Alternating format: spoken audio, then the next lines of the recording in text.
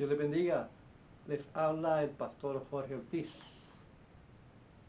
Nuevamente para traerles una nueva clase de Dayspring Theological University.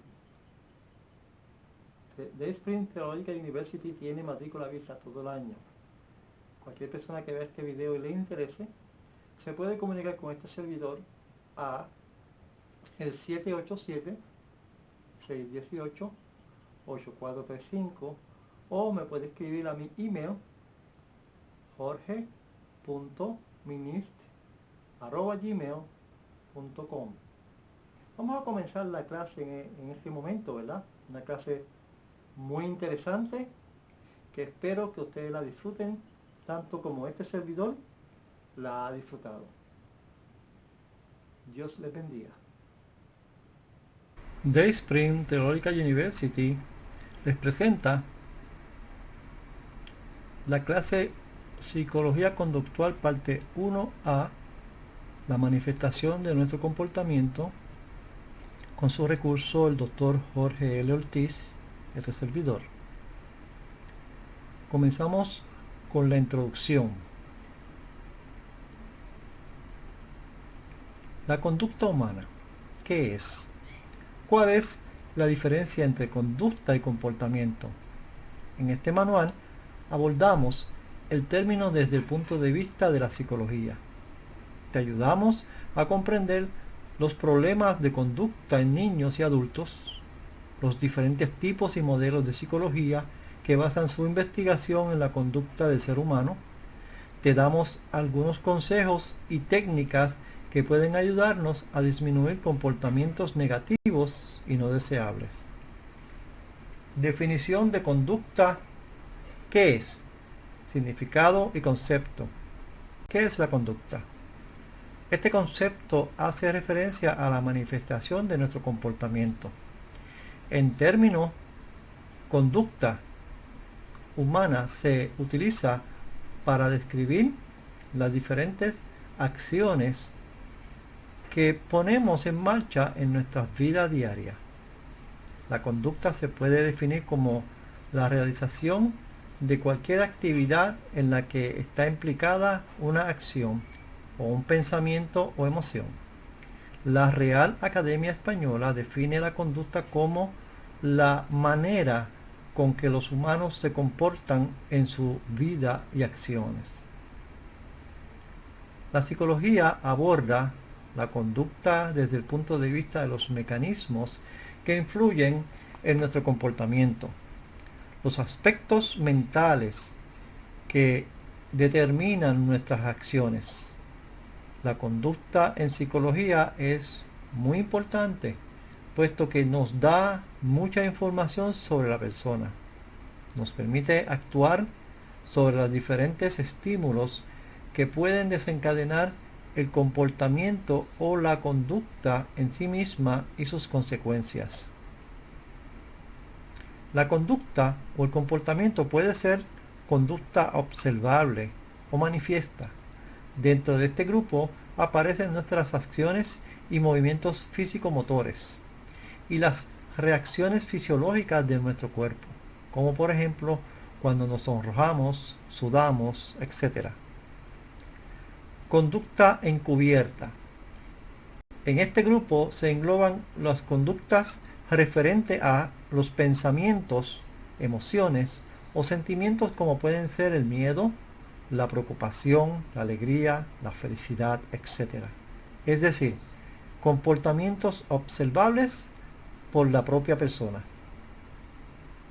Hay diferentes trastornos o patologías cognitivas que están muy relacionadas con nuestra conducta, comportamiento, nuestra impulsividad, capacidad de planificación, razonamiento o forma de ser. Si quieres evaluar tu propio funcionamiento cerebral, el de tus hijos o pacientes, te recomiendo que te pruebes el examen cognitivo en línea llamado Cognifit. Cognifit es la herramienta de evaluación cognitiva más recomendada y utilizada por profesionales. En esencia, conocer en profundidad nuestro funcionamiento cerebral, nuestras fortalezas y debilidades. Cada vez se utilizan más evaluaciones neuropsicológicas. Cada vez más familias y psicólogos educativos aplican exámenes neuropsicológicos clínicos para detectar el funcionamiento cerebral del niño y alumnos e identificar si están en riesgo de padecer algún trastorno del neurodesarrollo como el TDAH o la dislexia. Connifeeds es la herramienta que pone a disposición de psicólogos, escuelas y familias de todo el mundo potentes herramientas clínicas como el examen de dislexia o de TDA y TDAH. Estas siglas significan trastorno por déficit de atención. Cuando se le añade la H significa que tiene hiperactividad. Realizar un completo, hablando de este examen, permite realizar un completo screening cognitivo, evaluar online el índice de riesgo de presencia de trastorno por déficit de atención con o sin hiperactividad y sus subtipos con una excelente fiabilidad. Estas herramientas son altamente accesibles para niños a partir de 7 años y permiten obtener un completo informe explicativo con el funcionamiento cerebral y el índice de riesgo del alumno. Terminamos con nuestra introducción. Capítulo 1. Diferencias entre conducta y comportamiento. En muchas ocasiones, cuando hablamos de algo o sobre alguien, damos referencias y adjetivos sobre su forma de ser. ¿Es una persona amable? ¿Es una persona egoísta? ¿Es una persona atenta? Etcétera. Esta forma de expresarse no es sino un atajo para explicar que alguien se comporta de una forma consistente y orientada hacia ese objetivo. Diferencias entre conductas y comportamiento. El comportamiento se puede entender como una macroclasificación de conductas, es decir, como el conjunto de todas las conductas que puedan darse. El comportamiento se puede englobar en pequeños grupos de conductas en función de sus características. Una persona tiene un comportamiento amable cuando en sus conductas diarias utiliza palabras cariñosas, sonríe, te presta atención, etc. Tipos de conducta. Al hablar de un concepto tan amplio, podríamos hacer clasificaciones muy diversas de los tipos de conductas que podemos encontrarnos. En este artículo desarrollaremos los tipos y clasificaciones de conductas en función de cómo nos relacionamos con los demás. Conducta de tipo agresivo. Es una de las clases de conducta más fáciles de identificar. Muchas conductas agresivas que realiza el ser humano son heredadas de nuestros antepasados, puesto que tenían un propósito evolutivo muy útil. A lo largo de la historia, las conductas agresivas se utilizaban para advertir a posibles enemigos de que estaban invadiendo propiedades, sobrepasando límites, para defender posiciones de poder, en general, defender derechos. Conducta de tipo agresivo. Las conductas de tipo agresivo están relacionadas con acciones como elevar la voz, tensar los músculos faciales, apretar los puños, etc. Hoy en día, cuando alguien experimenta conducta de tipo agresivo, pensamos que está fuera de control o que está teniendo reacciones desproporcionadas o fuera de lugar. Esta clase de conductas a menudo es considerable o considerada mala conducta si se produce de forma estándar, cotidiana y ante cualquier situación. Conducta de tipo pasivo. Este tipo de conductas son propias de personas que huyen de los conflictos. Son los que nunca dicen no, no dan una voz más alta que la otra, toleran mucho y se comportan de una manera más sumisa. Utilizan mucho el no pasa nada o no importa. Muchas veces buscan agradar al resto, pero por lo general el objetivo va más enfocado a que se conserve un buen ambiente, libre de discusiones y conflictos.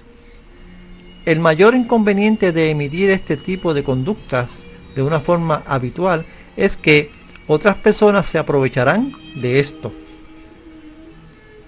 Tipo de conducta asertivo. Las conductas asertivas son aquellas que en nuestra sociedad consideramos como las más aceptadas y adecuadas para relacionarnos con los demás.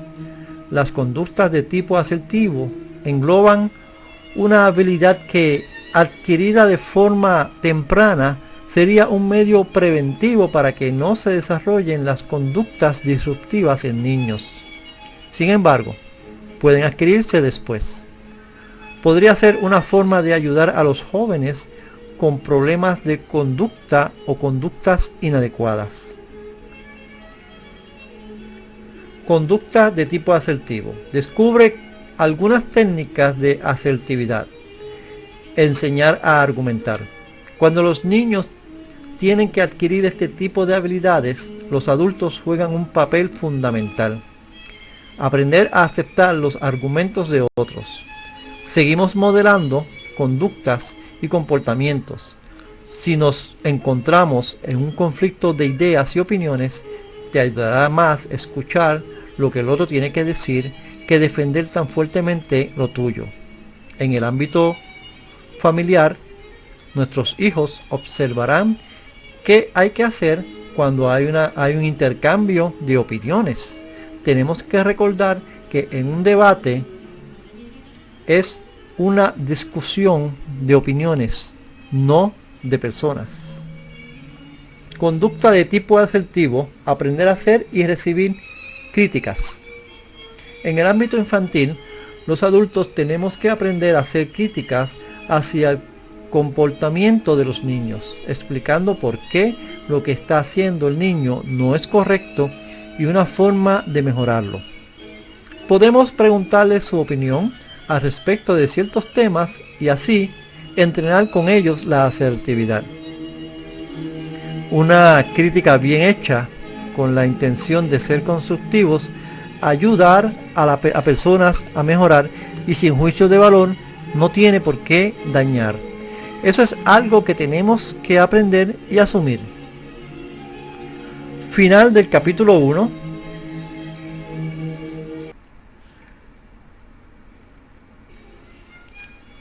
Capítulo 2. Problemas de conducta en niños. ¿Cuáles son los trastornos de conducta más habituales en niños y adolescentes? Muchos de los trastornos de conducta que se dan en los adolescentes se gestan en la infancia, ocasionando después problemas de conducta. Muchos son los factores que han sido relacionados con la aparición y posterior desarrollo de los trastornos de conducta. Tomaremos como referencia los trabajos de estudio realizados por Máximo Aláez Fernández, Rosario Martínez Arias y Carlos Rodríguez Sutil desde la Universidad Complutense de Madrid. Sexo y edad. Cuando hablamos de niños hasta los 10 años, los trastornos de conducta son más frecuentes en niños que en niñas. Sin embargo, en la adolescencia, esta diferencia no resulta significativa. En chicas es más frecuente que se den los trastornos por ansiedad, depresivos y de alimentación. En chicos, los trastornos que predominan es la hiperactividad, falta de atención y conductas impulsivas. Estos últimos irán más relacionados con mal comportamiento en clase y en casa. Familias desestructuradas. Tomando como referencia el artículo de investigación del doctor Nilo Valentín Noroño Morales y la doctora Regla Cruz II y Col, se observa que las características más significativas como influyentes en los niños de 9 a 11 años con manifestaciones agresivas son el consumo de alcohol por los miembros de la familia, sentimientos de rechazo en los niños, manifestaciones agresivas por parte de la figura de autoridad, bajo nivel cultural y falta de vínculos laborales, patrones de crianzas. En el estudio realizado en la Universidad de La Sabana con niños de 7 a 11 años, se comprobó que afectaba notablemente en el comportamiento de los niños la forma en que los educaban sus padres, los tipos y estilos de apego, siendo más favorables que se establezcan normas básicas en el niño, directrices claras y acuerdos en las decisiones que tomarán las figuras de autoridad. Conductas disruptivas en niños y adolescentes. ¿Qué son exactamente las conductas disruptivas? ¿Cómo identificamos conductas disruptivas? No hay una clasificación universal, puesto que lo que definimos como disruptivo en nuestra cultura, de alguna manera puede no serlo en otra. Sin embargo, nos basaremos en lo que se considera poco adaptivo y o disruptivo en la cultura occidental. Por lo general, hablamos de conductas disruptivas para hablar de acciones que están fuera de lugar, que no son necesarios y que provocan un daño o perjuicio a las personas que están en el mismo entorno que el actor de dichas conductas. En niños, algunas son gritar, tener pataletas, pegar a otro, escupir, levantarse en medio de clase, tirar comida, dar conductas impulsivas, desafiar a la autoridad. En adolescentes, hablaríamos de conductas más elaboradas que en su mayoría se han ido consolidando a lo largo de su desarrollo. Por ejemplo, tomar drogas, destruir material escolar o urbano, formar parte de bandas organizadas, meterse en problemas con otros colectivos, conductas desafiantes, plantarle cara a la autoridad. Es importante que se trabaje en la disminución de este tipo de conductas, puesto que los aprendizajes adquiridos en la niñez, aunque no sean determinantes para toda la vida, sí que constituirán una base bastante sólida sobre el estilo de afrontamiento de esas personas en su adolescencia y posteriormente en su adultez. Bien es así que se puede prever en estos niños la tendencia a desembocar en jóvenes con problemas de conducta si no se toman medidas. Problemas de conductas en adultos. ¿Cuáles son los trastornos de conducta más habituales en adultos? Cuando se habla de trastornos de conducta en adultos, en ocasiones es importante considerar formas de actuar en las que predomina la falta de autocontrol en las conductas que se dan, siendo en su mayoría agresivas, impulsivas, explosivas y dañinas, y hablamos de enfado, la ansiedad y celos. Se trata de emociones que van acompañadas de reacciones fisiológicas muy rápidas y potentes. Cuando no somos capaces de controlar el efecto que algunas de estas emociones provoca, puede desembocar en conductas rápidas.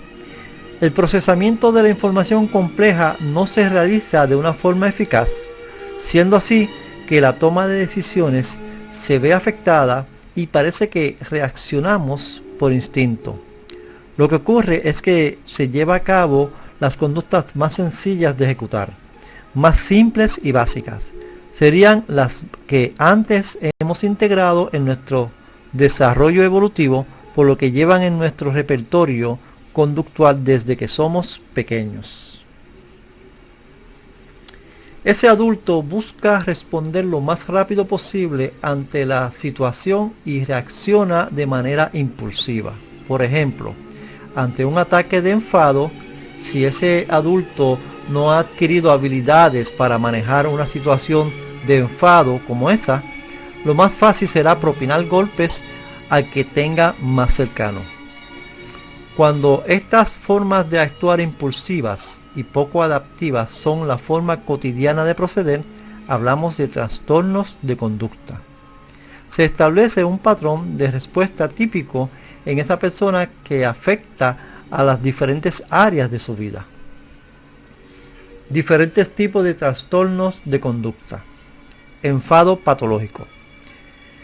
Personas que se enfadan mucho o muchas veces, siendo su respuesta habitual para todo y ocasionando sufrimiento a todas las personas de su entorno. Trastorno antisocial. Se trata de personas que utilizan sus habilidades y recursos para manipular al resto y así obtener su máximo beneficio.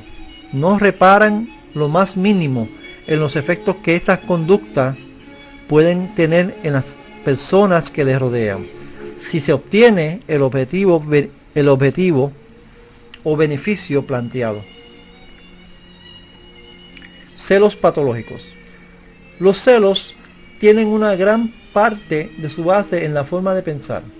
Los pensamientos de duda, de desconfianza, la baja tolerancia a la incertidumbre, el qué pasará, además de otros factores como la autoestima, el autoconcepto y la confianza, una persona puede experimentar una reacción de activación muy elevada por la presencia de este tipo de pensamientos, llevando a cabo conductas totalmente impulsivas y desafortunadas.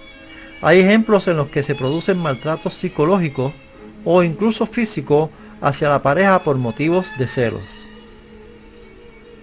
Técnica para disminuir conductas negativas o no deseables. Reemplazar las conductas inadecuadas por otras adecuadas. Este punto es bastante importante, no solo para modificar la conducta en niños, sino también en nuestras relaciones de pareja, en el trabajo, compañeros, amigos, etc. La técnica de extinción. A menudo pasamos por alto las cosas buenas que hacen los demás, porque nos acostumbramos. Adoptamos una actitud a menudo sin darnos cuenta de que lo que tenemos, al ser estable, no puede desaparecer. Incluso que tenemos ciertos derechos a recibirlo. ¿A qué me refiero? A situaciones tipo como nuestra amiga siempre escucha pacientemente cuando nos sentimos mal, nuestra pareja va a buscarnos siempre al trabajo, siempre tolera mi fuerte carácter, mis hijos siempre llegan a casa a la hora que se les indica, recogen su plato después de cenar, te dan un beso antes de acostarse, etc. Cuando estas conductas se repiten, dejamos de prestar atención, pasamos inadvertidas o las pasamos inadvertidas y se utilizan en una regla general, perdiendo valor. Sin siquiera saberlo, estamos ante una técnica para disminuir conductas. Hablamos de la técnica de extinción. Lo correcto sería utilizarlo para las conductas que tenemos de otros que queremos disminuir. ¿Cómo lo hacemos? Sencillo, dejamos de prestarle atención y como la otra persona percibirá que no obtiene ningún resultado, poco a poco dejará de repetirlo. Técnica de castigo. El castigo está a la orden del día. Estás castigado sin tableta, estás castigado sin móvil, etc. El ser humano es verdaderamente castigador y somos expertos en proporcionar castigos. Los castigos, como se entienden en psicología, pueden ser tangibles, restringir el uso de objetos, también pueden ser verbales. Se va a enterar, voy a hacer lo mismo que vea. Eres un idiota, etc. Los castigos pueden ser eficaces a corto plazo para disminuir conductas indeseables en los demás. A largo plazo pierden efectividad. Repercuten en rabia y frustración, en la otra persona. Es más recomendable utilizar la extinción y contrarrestar con la técnica que realizaron conductas deseadas que veremos más adelante. Técnicas para aumentar conductas deseadas. En uno de los puntos anteriores hemos visto cómo disminuir las conductas que provocan un mal comportamiento y que no queremos que se den. Pero no solo vale con eso. Es necesario que éstas se sustituyan por otras, para que no queden un vacío y la persona en cuestión sepa qué es lo que tiene que hacer. Para el ser humano, el lenguaje ha ido cobrando una importancia absoluta. Las comunicaciones vienen y van a velocidades de vértigo, transportando la información por las redes allá donde vayamos. Técnica para aumentar conductas deseadas. Sin embargo, a nivel individual, muy pocas veces aprovechamos el poder de la comunicación. Estamos hablando de los esfuerzos verbales. Es necesario saber tener detalles lingüísticos con los demás. Muchas veces, el reconocimiento a través de un sincero "vaya, qué bueno eres" o "estoy muy contento de lo bien que lo has hecho", un toque en el hombro, un gracias, un me gusta, es de lo más efectivo. Es la técnica más barata, más rápida y sencilla. Decirle a la gente las cosas que nos gustan de ellos de una forma realmente sincera. No consiste en decirle a la otra persona lo que quiere escuchar. Decimos lo que nos gusta a nosotros respecto a su conducta, puesto que si para esa persona es importante nuestra opinión, volverá a repetirlo. Muchas veces se utiliza como refuerzo un regalo, una recompensa material, para provocar un aumento de la conducta en el otro. A menudo regalamos y ya está. Y nos olvidamos de acompañar ese regalo con un porqué. ¿Hace falta un porqué para regalar? Solemos pensar que no, pero acompañar un regalo con una explicación de por qué hacemos ese regalo potencia su fuerza y significado. En las relaciones, sean del tipo que sean, siempre hay contratos implícitos. Se crean a través de repetir conductas de forma sistemática. Por ejemplo, en una familia de varios hermanos, puede suceder que siempre sea uno de ellos el encargado de hablar con el padre o la madre ante una situación importante. En estos casos, no hace falta comunicar de una forma explícita qué es lo que le gustaría a uno y a otro, sino que de alguna manera se interpreta, se asume y se conoce.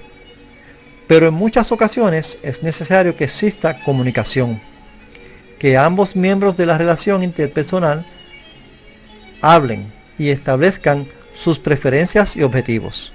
A partir de aquí se puede establecer una negociación para que ambas partes de la relación queden satisfechas de alguna manera. Modelos de psicología basados en la conducta. La psicología es una ciencia que estudia la conducta y el comportamiento humano a través de diferentes modelos o paradigmas. Cada profesional, en base a su forma de entendimiento, se especializa en un modelo u otro para después poder intervenir a sus pacientes.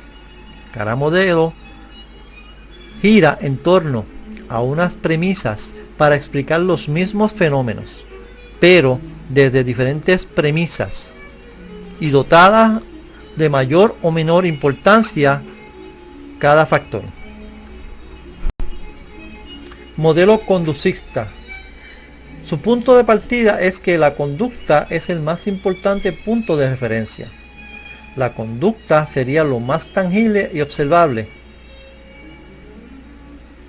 Exactamente lo único que nosotros podríamos ver y por tanto medir. Este modelo defiende que solamente podemos utilizar las conductas que vemos para poder medir de forma clara y concreta el comportamiento del ser humano.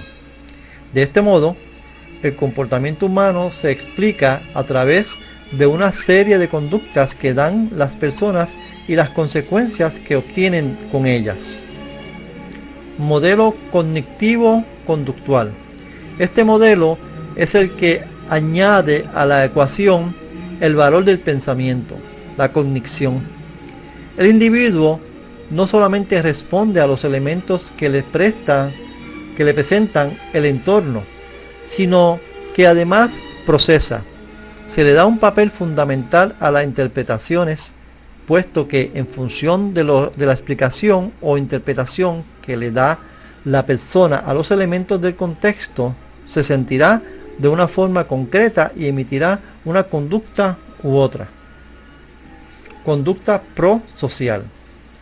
Partiendo de la definición que plantea Dolores González Portal, profesora de la Universidad Complutense de Madrid, Premio Nacional de Investigación del Ministerio de Educación y Ciencia en 1983, podemos entender por conducta social cualquier acción al llevarse a cabo beneficia a una o más personas y hace que la sociedad funcione mejor, independientemente del deseo de la persona de obtener un beneficio añadido para sí mismo. Fin del capítulo 2. Capítulo 3. Revisión de la situación actual de la terapia cognitivo-conductual. La terapia cognitivo-conductual es el término genérico que se utiliza para denominar las intervenciones que comparten los principios del procesamiento de información como uno de los orígenes de la psicopatología. Se utilizan en intervenciones tanto cognitivas como conductuales y emocionales para el control de los síntomas. Constantemente está evolucionando y comprobando su efectividad en el tratamiento de distintos trastornos mentales. La terapia cognitivo-conductual. Si es así, debemos plantearnos las siguientes interrogantes. ¿Dónde vamos hasta el momento? ¿Esta evolución o mejora va respetando los principios epistemológicos originales de la ciencia? ¿O solo se trata de posibles avances que plantean algunos sin el rigor científico con el que se ha caracterizado el enfoque? A diferencia de otras corrientes psicoterapéuticas, la terapia cognitiva conductual no tiene un solo representante, aunque se reconoce a Beck y Ellis como los que lograron organizar el planteamiento que ya se venía gestando y que surgió de dos principales planteamientos y por dos circunstancias importantes. Uno de los planteamientos fue el psicoanálisis y su gran aportación del concepto del inconsciente, entendido como aquel pensamiento o estructura que puede determinar o influir en la conducta o la emoción. El segundo planteamiento teórico fue el conductismo, que se originó en oposición al primero para compensar la falta de cientificidad en cuanto a método científico se refiere. El método científico trata de cuestiones medibles y observables, además de repetibles, cayendo en un radicalismo necesario pero poco duradero. Al no lograr remediar varios problemas mentales de la época y al dejar de lado totalmente la cuestión de los frutos del pensamiento como el lenguaje o las emociones. A partir de este momento y a finales de los 50, la psicología en general recibió tres grandes influencias, las cuales permitieron el surgimiento de modelos que consideraban ya el pensamiento como eje principal del cambio. La computadora permitió, a través de la analogía con nuestro cerebro, darnos cuenta de que somos procesadores de información, con la diferencia de que somos activos, esto es, agregamos, modificamos, perdemos, seleccionamos la información que nos rodea, de manera que diseñamos a la medida de nuestras posibilidades el archivo de información que hemos de utilizar. La segunda influencia que recibió la psicología fue una aportación de la lingüística que postula la existencia de estructuras ocultas en los significados del lenguaje, y de ahí que la comprensión difiere o puede tener más de un sentido la forma en que nos comunicamos. La tercera influencia es brindada por Jean Piaget, que investigó sobre el desarrollo de las estructuras y los procesos de aprendizaje que permiten evolucionar y crecer al ser humano. De estas tres influencias surgió la llamada psicología cognitiva, en donde se empieza a retomar la importancia de los procesos de pensamiento del individuo, con la diferencia de la utilización del método científico en cuanto a observable, medible y repetible, y contraponiéndose en una parte del conductismo y del mismo psicoanálisis, al darle importancia al individuo como un ser activo, no dominado por un impulso o un estímulo, sino más bien como alguien capaz de influir en su propia realidad y transformarla de cierta manera a voluntad. Se logró sistematizar metodológicamente estos principios filosóficos y teóricos hasta convertirlos en un tratamiento aplicable a la mayoría de los trastornos mentales, con resultados repetibles y verificables. Surgieron tres escuelas con planteamientos que no profundizaremos aquí, pero que nombraremos. La escuela de la clase neoclásica y cognitivo-conductual. La escuela clásica retoma al constructivismo radical, retomando al mismo tiempo la propuesta cibernética del procesamiento de la información en el cerebro, no ocupándose de la cuestión biológica. Esta escuela propone que la persona va construyendo su propia realidad a partir de una base social, educativa, limitando todo esto solo por la cuestión biológica. La psicopatología, desde esta perspectiva, aparece cuando el resultado no resuelve los problemas en la vida cotidiana e incluso provoca más. La escuela neoclásica, que también se apoya en la teoría cibernética, propone que toda información es transformada por el individuo constantemente. El enfoque cognitivo-conductual plantea que la realidad la crea la persona a partir de su individual percepción de los estímulos que alcanza o desea percibir. Que la recepción, acomodo, procesamiento y utilización de toda la información está siempre medida por patrones que el individuo ha desarrollado a lo largo de la vida. En 1998, un comité creado al efecto de la División 12 de la Asociación Americana de Psicología, la sección de la APA dedicada a la psicología clínica, estableció unos criterios para evaluar la eficacia de los tratamientos psicológicos para los trastornos mentales. Estos criterios permiten hablar de una terapia eficaz para un trastorno específico en la medida que su eficacia venga avalada empíricamente por los resultados de al menos 2 estudios experimentales intergrupos o de 10 estudios experimentales de casos únicos que demuestren que dicha terapia es superior a un tratamiento farmacológico. Además, al menos 2 grupos de investigación han tenido que haber demostrado los efectos positivos del tratamiento de manera independiente. Teniendo en cuenta estos criterios, el comité de la División 12 de la APA creó una lista de tratamientos psicológicos cuya eficacia estaba avalada empíricamente para ciertos trastornos específicos.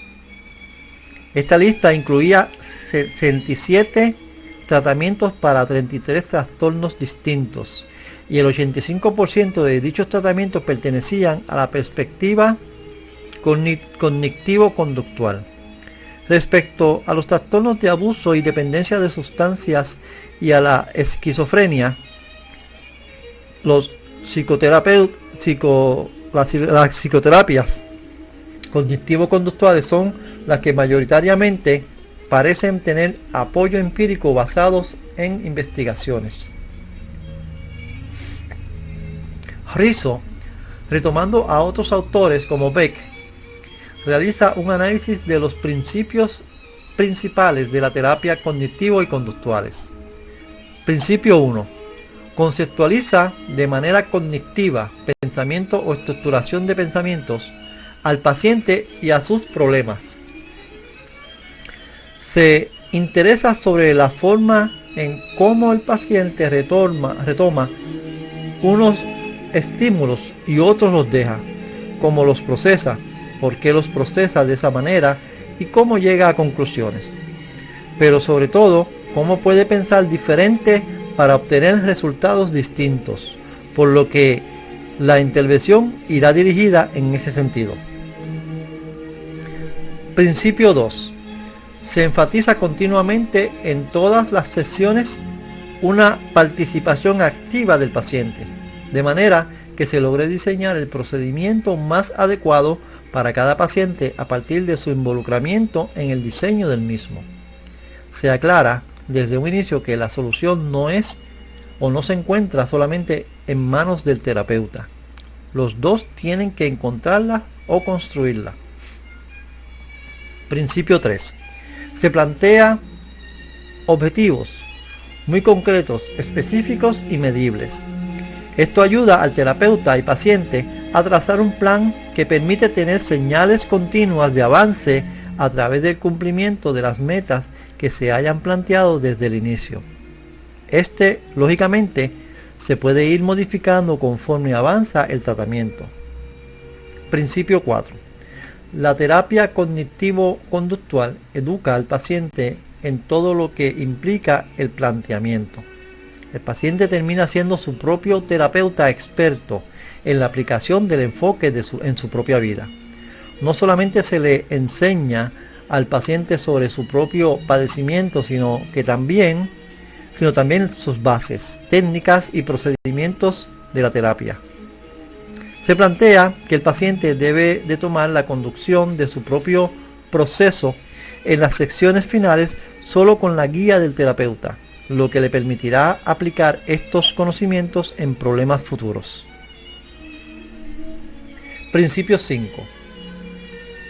Se pone principalmente atención al presente de la persona, su forma de pensar, sentir y actuar sobre ciertos acontecimientos, sin descuidar la importancia del pasado, pero sin ser determinado por este.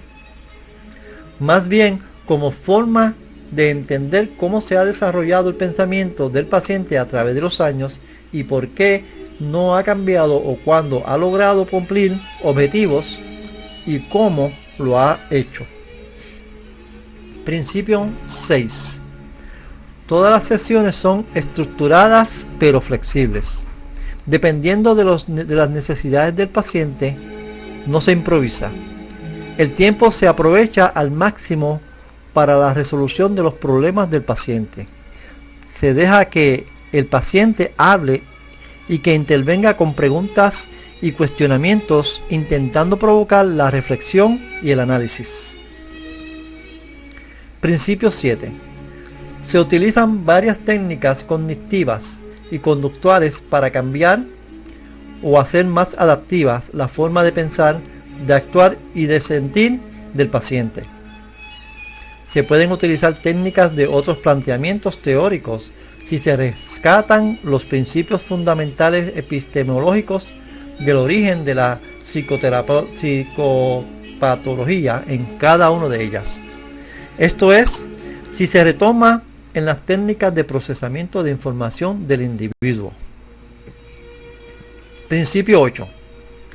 En la intervención clínica, el terapeuta cognitivo tiene la mentalidad de investigador.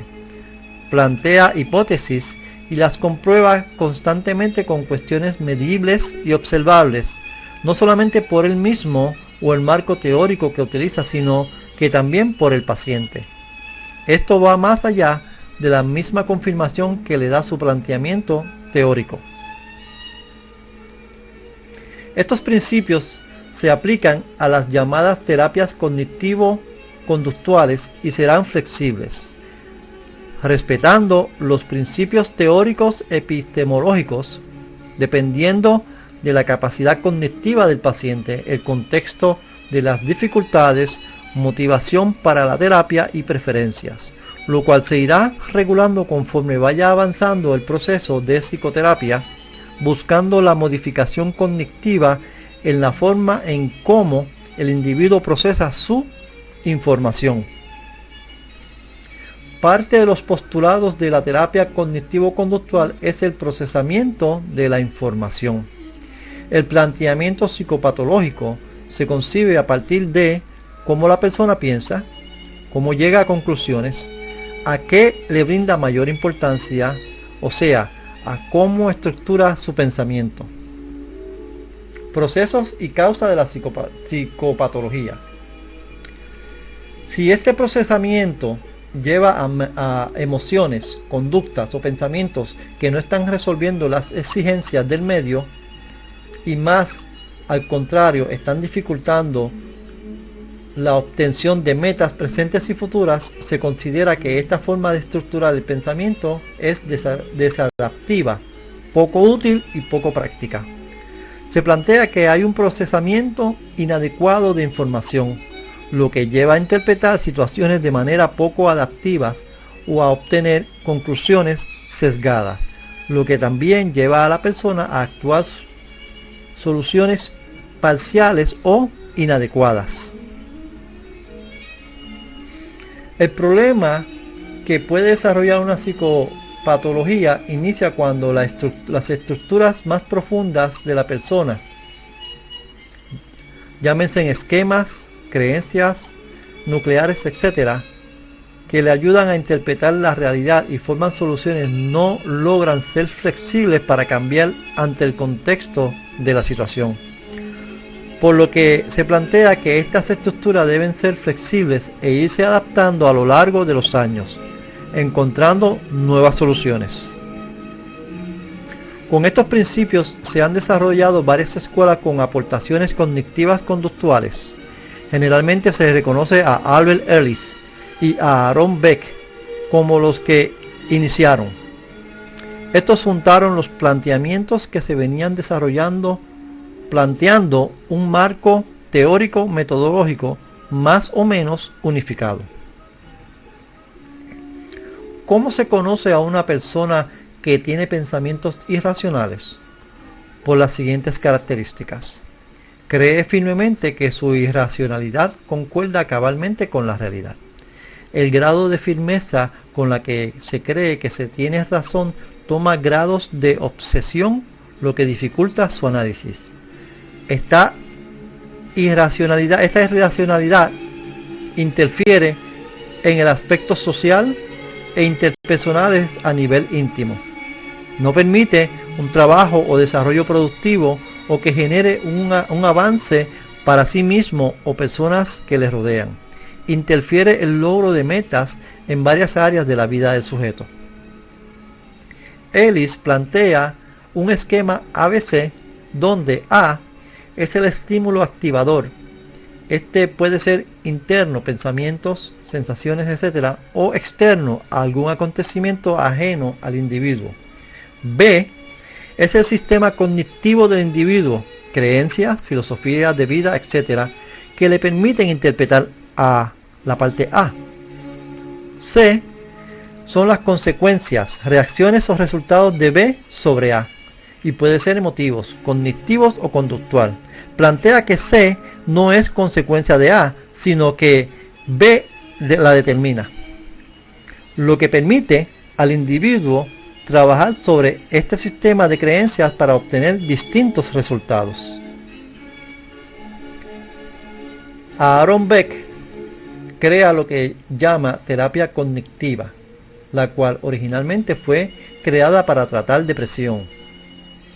Él plantea que las personas con alguna psicopatología tienen pautas de pensamientos desadaptivas, centrándose también en el cambio de los pensamientos, emociones y conductas disfuncionales. Se centra como procedimiento detectar los pensamientos automáticos, pocos adaptivos, pocos lógicos y poco empíricos que se presentan inmediatamente en una situación o acontecimiento interno o externo. Como estos pensamientos son inmediatos, no se cuestionan, tratándolos el sujeto como verdad absoluta, y al no comprobarlos generalmente llevan a un error.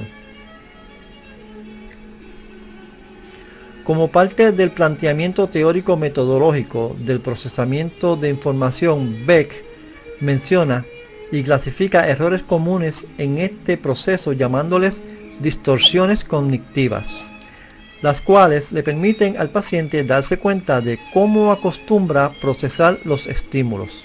Para Beck, los esquemas son las estructuras cognitivas y cimientos de toda la gama de pensamientos, lo cual nos hace interpretar el medio ambiente. Él plantea el planteamiento de Beck en cuanto a estructuras es SP A menos R, donde S es la situación interna o externa, PA es el pensamiento automático que surge de la creencia y de los esquemas, y la R resultante que puede ser conductual, emocional, cognitivo o fisiológico. Terapia cognitivo-conductual en la actualidad. Hayes nombró de tercera generación a una serie de terapias que iniciaron en la década de los 90 con una propuesta que a su criterio resultó novedosa, donde de manera general se supone o se propone que más allá de la conducta, el pensamiento o las emociones, se debe de poner más atención al contexto del momento en que está viviendo la persona, intentando ser más sensible a las circunstancias de vida y a la función que está desarrollando el síntoma en la vida del sujeto. Se considera que la primera generación nació con el conductismo. Es en un momento por mejorar las creencias del psicoanálisis o las carencias del psicoanálisis. La segunda generación surge en la década de los 60. Se considera al pensamiento como principal agente de cambio para la emoción y la conducta. Muy poco tiempo después se reconoce la interdependencia de estas tres entidades. Sobresale la utilización del método científico para probar y demostrar la eficacia y eficiencia de este planteamiento. En 1990 surgen propuestas psicoterapéuticas que se autodenominaron de tercera generación, aunque para Vallejo este es un modo de un tanto literario para llamarlas, y aconseja hacerlo con prudencia. Propone algo que ya se venía realizando desde antes, e inclusive plantean cuestiones de psicología clínica general, no resultando tan nuevo su planteamiento.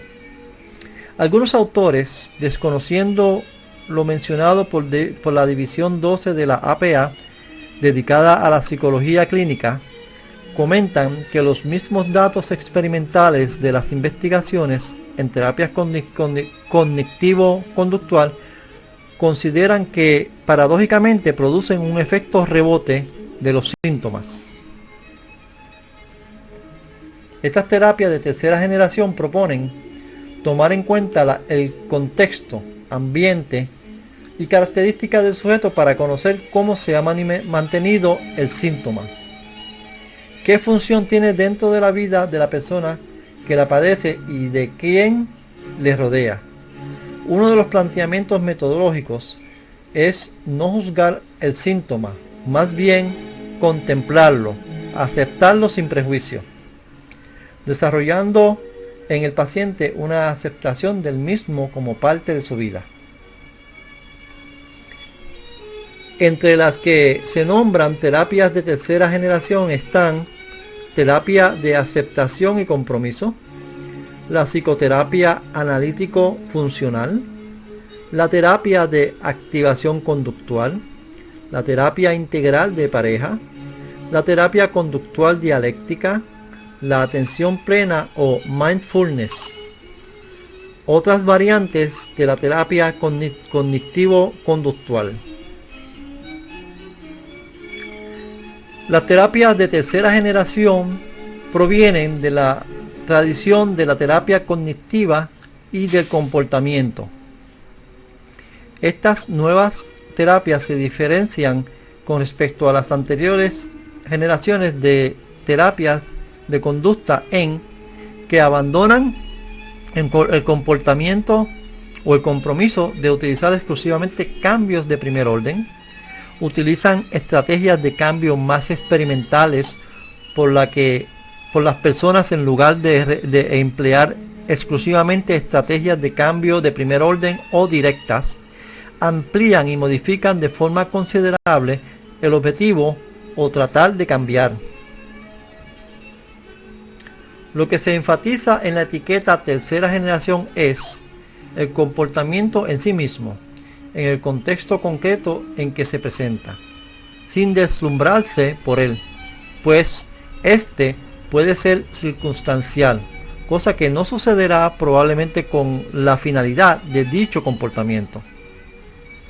Esto supone ampliar el objetivo de análisis y centrarse más en la variabilidad de valor de adaptación que en la constancia de un determinado comportamiento. Final del capítulo 3. Fin de Psicología Conductual, parte A. Debería ser parte A1. Y le recomendamos a los estudiantes que lean todo el libro para mayor comprensión de la clase, ya que la clase es un resumen del libro. Tarea Psicología Conductual, partes A y B. A continuación, procederemos a ver las tareas o la asignación para esta clase de este mes, que tiene dos partes, la parte A y la parte B. Y cada estudiante, pues nuevamente recalcamos que debe estudiar o debe leer todo el libro. A continuación presentaremos la tarea.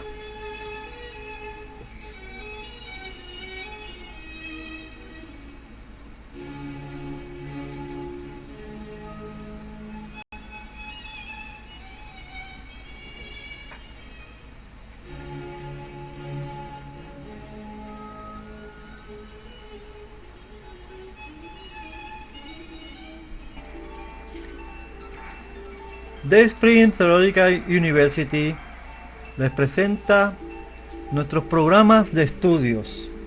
Estos programas de estudios son certificados de estudios teológicos, asociados de estudios teológicos, diploma de estudios teológicos, licenciatura en teología, maestría en teología, maestría de consejería cristiana, doctorado en estudios teológicos, doctorado de consejería cristiana, doctorado de filosofía en estudios teológicos y doctorado de educación cristiana.